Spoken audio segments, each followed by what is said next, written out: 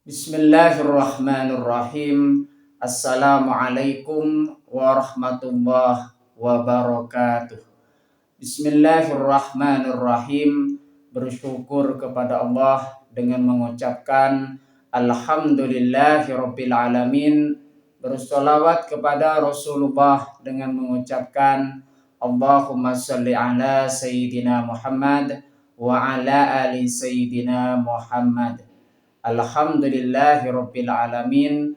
Kita masih dipertemukan kembali oleh Allah Subhanahu wa taala di dalam sosial media, dan media merupakan wadah bagi kita untuk kita bisa menjalin tali silaturahim, membangun ukhuwah Islamiyah yang semakin kuat, kokoh ke depannya. Semoga hidup kita selalu diberkahi oleh Allah Subhanahu wa taala di dunia dan juga di akhirat. Amin ya rabbal alamin. Para sahabat-sahabat saya yang saya hormati, yang saya juga ta'zimi, pada kesempatan kali ini topik yang akan saya bahas yaitu sebagian dari Asmaul Husna yang judulnya adalah Al-Afu. Jadi pembahasan kita pada kesempatan kali ini topiknya ialah Al-Afu. Al-Afu adalah salah satu Asmaul Husna yang memiliki arti Maha Pemaaf. Jadi makna dari Al-Afu di situ ialah Maha Pemaaf. Maksudnya di sini bagaimana? Ini menunjukkan bahwa Allah Subhanahu wa taala tidak hanya mengampuni dosa-dosa hambanya, tetapi juga menghapusnya seolah-olah dosa itu tidak pernah ada. Jadi makna dari Al-Afu di situ ialah Maha Pemaaf. Ini menunjukkan bahwa Allah Subhanahu wa taala di situ sudah menghapus dosa-dosa hambanya yang sudah bertaubat kepadanya.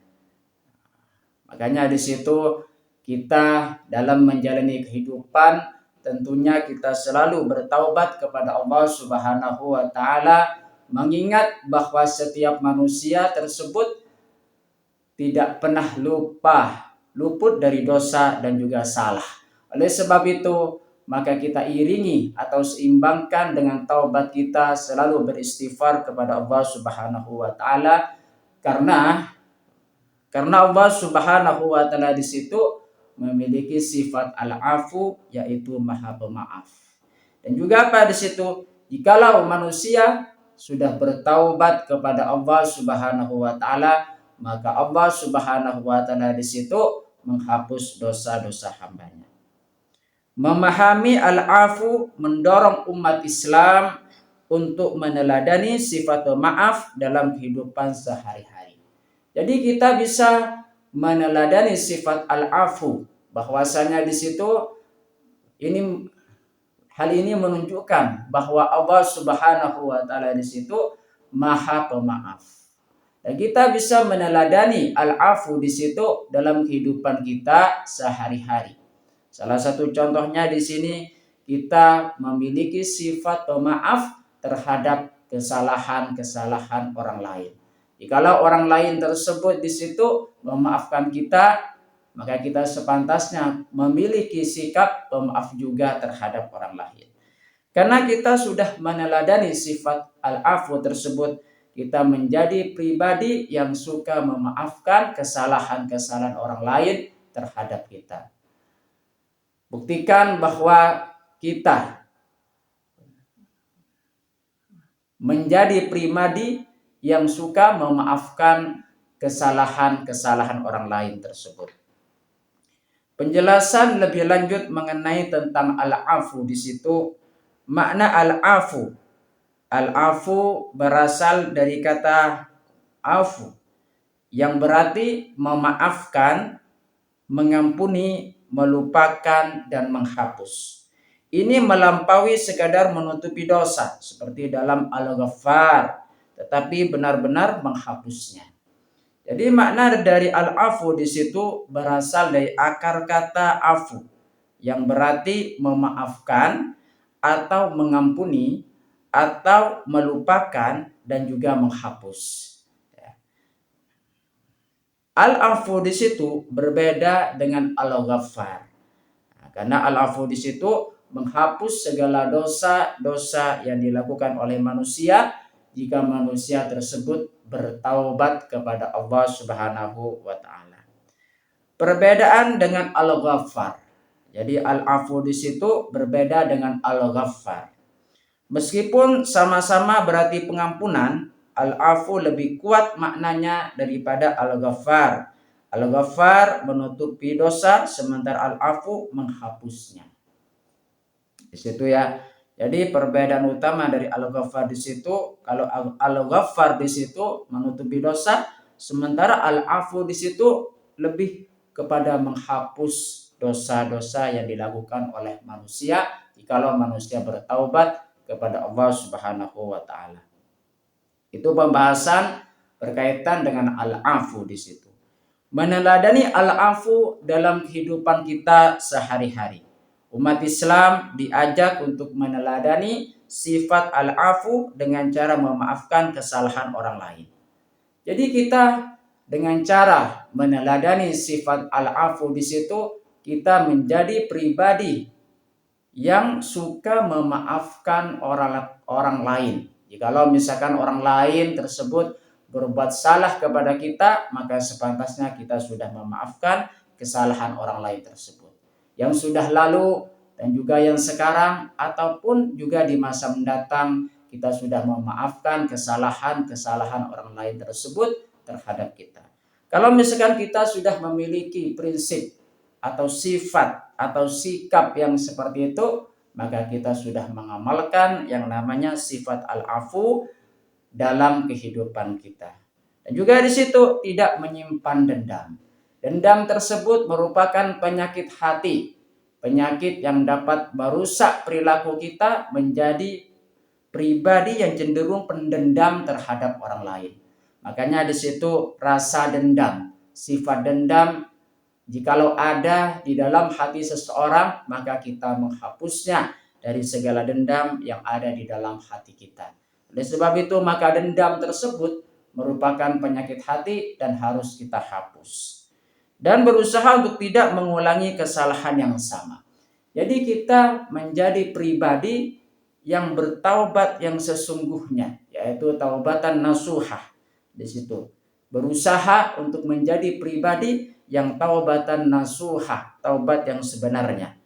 Oleh sebab itu, jikalau kita melakukan kesalahan di masa lalu, maka kita senantiasa menahan diri untuk tidak melakukan kesalahan yang sama di masa sekarang dan juga di masa depan. Itulah cara kita bisa meneladani sifat al-afu. Berkaitan dengan sifat al-afu,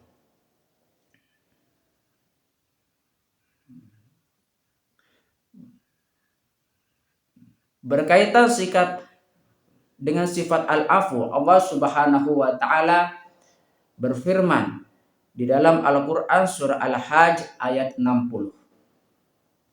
A'udzu billahi minasyaitonir rajim. Bismillahirrahmanirrahim.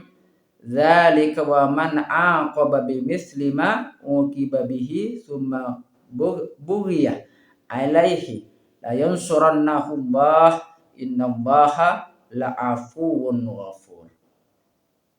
Artinya, demikianlah siapa yang membalas seimbang dengan penganiayaan yang telah dia derita, kemudian dia dizalimi lagi, pasti akan ditolong oleh Allah Subhanahu wa taala. Sesungguhnya Allah benar-benar Maha Pemaaf lagi Maha Pengampun. Quran surah Al-Hajj ayat 60. Kalau misalkan kita membaca lagi tentang ayat ini, bahwasanya di ayat ini menjelaskan kepada kita, demikianlah siapa yang membalas seimbang dengan penganiayaan yang telah dia derita, kemudian dia dizalimi, pasti akan ditolong oleh Allah Subhanahu wa taala. Jadi barang siapa di situ yang dianiaya oleh orang lain, yang dizalimi oleh orang lain, maka pasti Allah Subhanahu wa taala di situ bakalan menolong orang tersebut yang dizalimi tersebut. Sesungguhnya Allah benar-benar Maha Pemaaf lagi Maha Pengampun. Terima kasih saya sampaikan kepada kalian. yang sudah berpartisipasi di dalam channel saya. Semoga di sini bisa bermanfaat buat kita semua. Amin ya rabbal alamin. Dan menjadi perantara kita semakin dekat kepada Allah Subhanahu wa taala dan juga Rasulnya. Amin ya rabbal alamin. Sebelum saya tutup, mari kita ngirim Fatihah dulu kepada baginda Rasulullah sallallahu alaihi wasallam, ila hadratin Nabiul Mustafa Muhammadin sallallahu alaihi wasallam wa ala alihi wa ashabihi wa azwajihi wa dzurriyyatihi wa ahli baitihi wa liman dakhala fi baiti ajma'in. Kullu syai'in lillahi lahumul Fatihah. A'udzu billahi minasyaitonir rajim. Bismillahirrahmanirrahim. Alhamdulillahi rabbil alamin arrahmanir rahim. Maliki yaumiddin. Iyyaka na'budu wa iyyaka nasta'in. Ihdinas siratal mustaqim, siratal ladzina an'amta 'alaihim ghairil maghdubi 'alaihim waladdallin. Fatihah yang selanjutnya, mari kita ngirim Fatihah kepada kedua orang tua kita semuanya, guru-guru kita semuanya, kaum muslimin muslimat, mukminin mukminat, semoga diteguhkan Islam dan juga iman kita oleh Allah Subhanahu wa taala dan dikabulkan hajat-hajat kita oleh Allah Subhanahu wa taala, serta kita semakin dekat kepada Allah Subhanahu wa taala dan juga Rasulnya. Amin ya rabbal alamin. Al-Fatihah. A'udzu billahi minasyaitonir rajim. Bismillahirrahmanirrahim. Alhamdulillahi rabbil alamin. Ar-Rahmanir Rahim. Maliki yaumiddin. Iyyaka na'budu wa iyyaka nasta'in.